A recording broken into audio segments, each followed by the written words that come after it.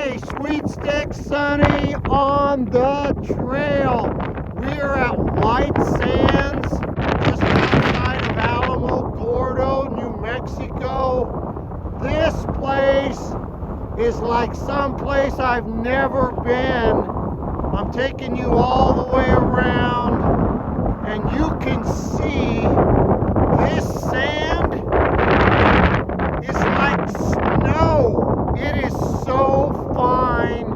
It is like talcum powder, but it's firm when you walk on it. This is 275 square miles of gypsum. It is the largest dunes in the world made up of gypsum.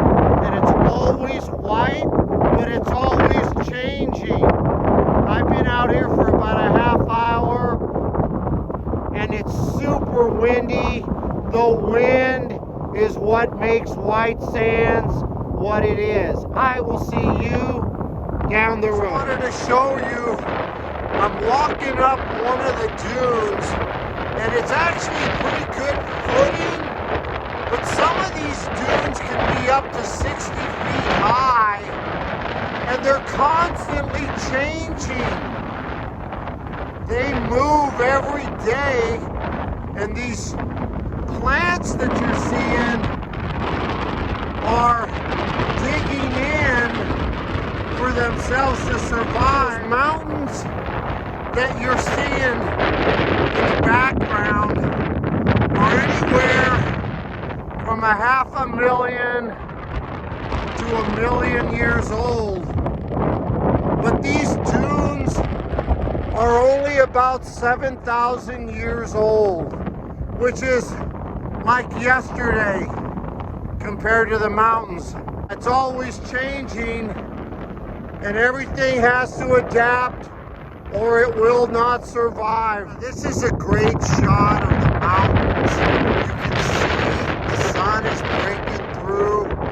And of course, White Sands is in the Chihuahuan Desert, and it's the home of the Mescalero Apache, which is one of the 7 tribes of the Apache Nation. You know, I've hiked at the beach and on dunes, but this is completely different. And what you're looking at, you probably think it's fog, but that's the gypsum blowing off the mountain. That is crazy. It never stops. It comes from those mountains. The wind just keeps tumbling it down, and it gets smaller and smaller and smaller until it gets to what you're looking at right now. What you're looking at is some of that crystallized gypsum that comes off the mountain. It's very fragile, but somehow over the course of their journey, they were able to survive and make it this far without turning into sand. You know, they start off the size of a cornflake, but as you get pushed around for miles and miles, you're a piece of sand. But that's what it looks like when they come off the mountain. Now, what I'm showing you right now is one of the markers that they have up. These markers are about 8 feet high, and this one is completely buried. Well, we're at the top of this dune, and you can see the mountains much more clear, and this one is easily over 100 feet from where I started. White Sands National Park, New Mexico.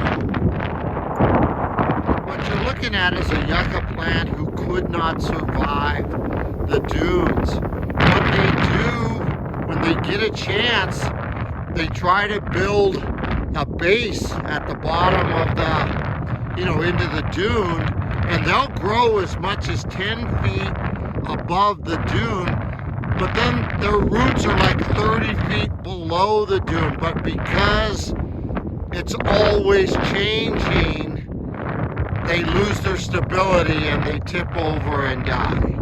We just got off the backcountry trail. We did about 3 miles, but remember, it's 3 miles in the sand. It was a wild place. The sand is so white, it looks like snow. Today's Sweet Stick Sonny's tip of the trail is this. When you are hiking in a location that it's hard to stay on the trail, set your GPS. Most phones have it, and that way if you get spun around, you will find your way back to base camp. The one thing that blew me away is that if you don't adapt, you die out here. And that means the animals, the insects, the plants, everything has to adjust to the sand and the wind. And if it can't do that, c'est la vie. It was a great hike. I will see you next time on the trail.